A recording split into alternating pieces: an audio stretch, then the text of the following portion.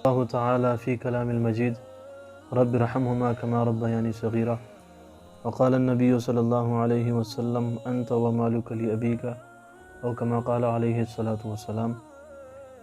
عزیز سامعین، اللہ جل جلالہ کا ان لوگوں پر بہت بڑا احسان ہوتا ہے کہ جن کے والدین حیات ہوتے ہیں، اور والدین کی قدر وہی لوگ جانتے ہیں کہ جن کے والدین اس عالم دنیا سے کھوج کر کے عالم برزخ کی طرف چلے جاتے ہیں اور اپنا سایہ اپنے اولاد سے ختم کر کے دار فنا سے دار بقا کی طرف چلے جاتے ہیں۔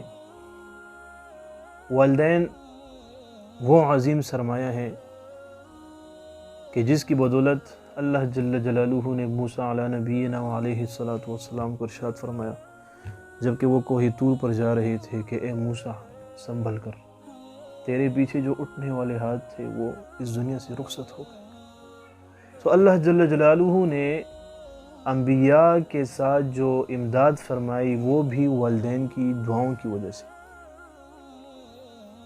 آج اس امت کے نوجوانوں کی وجہ سے والدین ذلیل ہو رہے ہیں۔ ہر روزانہ کوئی ایسے حالات رونما ہوتے ہیں کہ جس میں یہ خبر ہوتی ہے کہ آج ایک نوجوان لڑکا اٹھا اور اس نے اپنی ماں کو مارا، ایک نوجوان لڑکا اٹھا اس نے اپنے والد کے گربان میں ہاتھ ڈالے۔ یہ امت کس طرف جا رہی ہے میرے بھائی؟ حالانکہ والدین کے بہت بڑے حقوق ہیں۔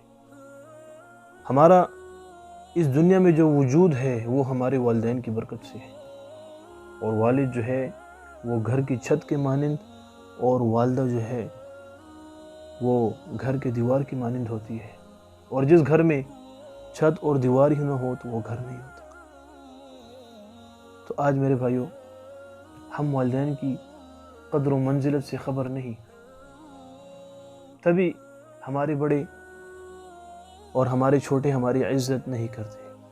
ایک انسان کی عزت اگر ہم دیکھتے ہیں اور دل میں یہ کہتے ہیں کہ یہ بہت عزت دار ہے، عزت خود بنانی پڑتی ہے، اور جو اپنے چھوٹوں کے ساتھ شفقت کا معاملہ کرتا ہے اور اپنے بڑوں کی عزت کرتا ہے تو کل کو اس کے چھوٹے بھی اس کی عزت کرتے ہیں۔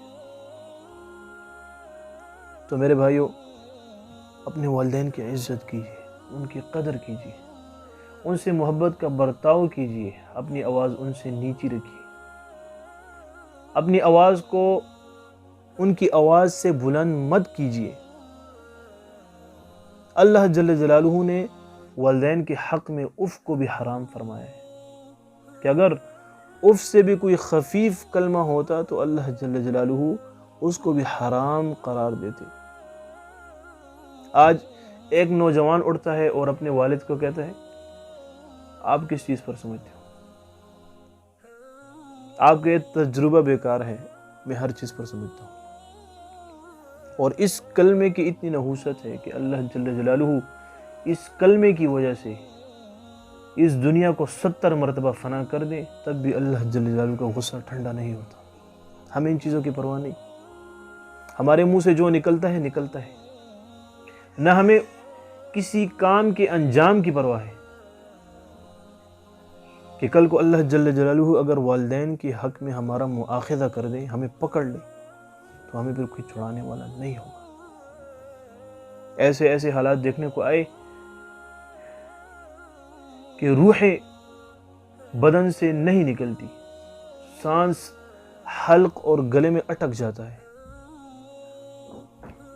جب پوچھا جاتا ہے کہ اس شخص میں ایسا کون سا گناہ تھا، یا اس نے دنیا میں ایسا کون سا کردار کیا تھا، یا ایسا کون سا گناہ کیا تھا کہ جس کی وجہ سے یہ آج اللہ کی پکڑ میں ہے، تو معلوم ہوتا ہے کہ یہ اپنے والدین کا نافرمان تھا، جس کی وجہ سے اللہ جل جلالہ حالت نزع میں اس کو تکلیف دیتے ہیں۔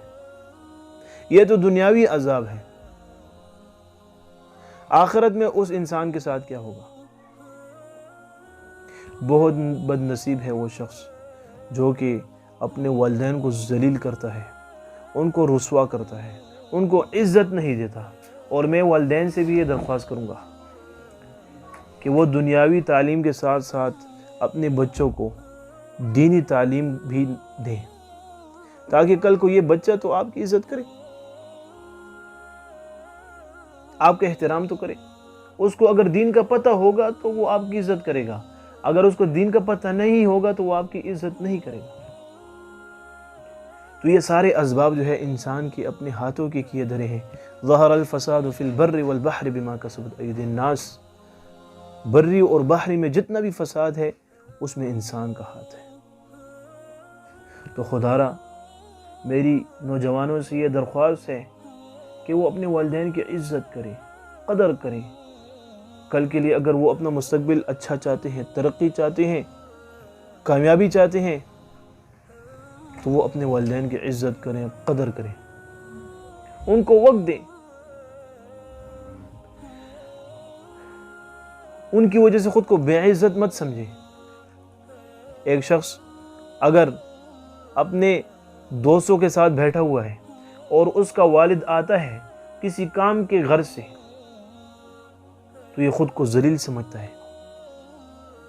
کہ میرے باپ کی بوسیدہ حالت دیکھ کر میری پرسنالٹی خراب ہو جائے گی۔ میرے بھائیوں، میں آپ کو اپنے معاشرے کی تصویر بتا رہا ہوں، میں آپ کو کوئی ایسی قرآن اور حدیث کی بات نہیں کر رہا، لیکن دل درد کرتا ہے، دل درد کرتا ہے میرے بھائیوں۔